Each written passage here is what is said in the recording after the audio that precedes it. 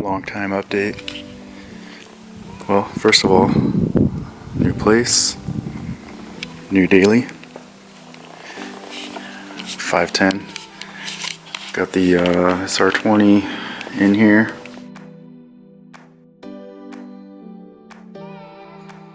You can see I went with a Koyo rad. Just fitting it up right now.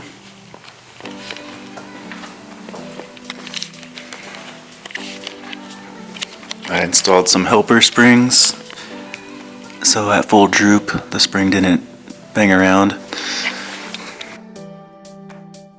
Same in the back here. You can see a little bit better right there, the Hyperco coils.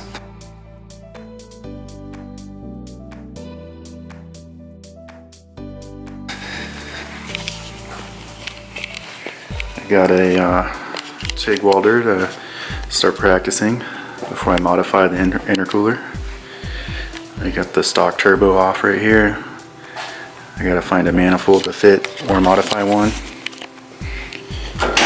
I got the seats out. I got the trans tunnel cover. I gotta do a little modification here to make the trans fit a little bit better. And then I can install the trans mount. But I just wanted to give a quick update where I'm at.